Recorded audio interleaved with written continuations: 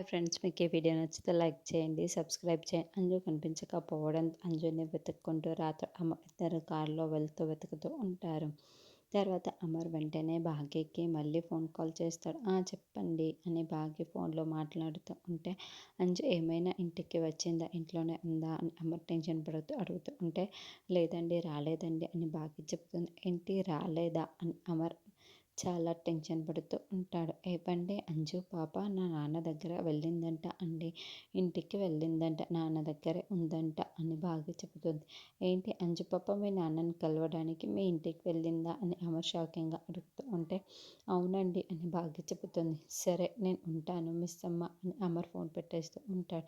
ఇక అమర్ ఆలోచనలు పడిపోతాడు. ఆల్రెడీ అంజు పాప రామ్మూర్తిని తీసుకొని షాపింగ్కి వెళ్తుంది. రామ్మూర్తి దగ్గరుండి అంజుకి ఏం కావాలో చూపిస్తూ ఉంటే అంజు పాప శారీని నేత వేసుకొని ఇదైతే బాగుంటుంది అని అడుగుతూ ఉంటే మనకేమో 6 చీరలు సెలెక్ట్ చేసుకున్నట్లు రామ్మూర్తి పక్కనే కూర్చొని ఉన్నట్టు రామ్మూర్తి అంజు పాప తల నిమురుతూ ఉంటే తల నిమురుతున్నట్టు చూపిస్తారు. ఏంటి సార్ ఆలోచిస్తున్నారు అని కార్ డ్రైవ్ చేస్తున్న రాత్రి జరగటంతో నాకు ఎందుకో అంచులోకి 6 ప్రవేశించినట్టు అనిపిస్తుంది.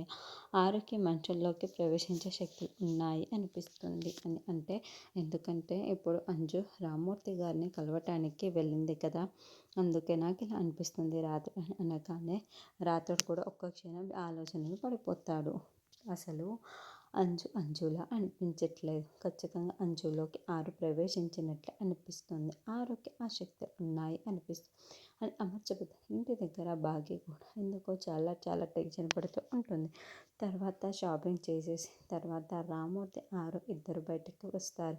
ఘోర ఆల్రెడీ ముసుగు కప్పుకొని ఆత్మని బంధించడానికి షాపింగ్ మాల్ బయటే నిల్చొని ఉంటాడు.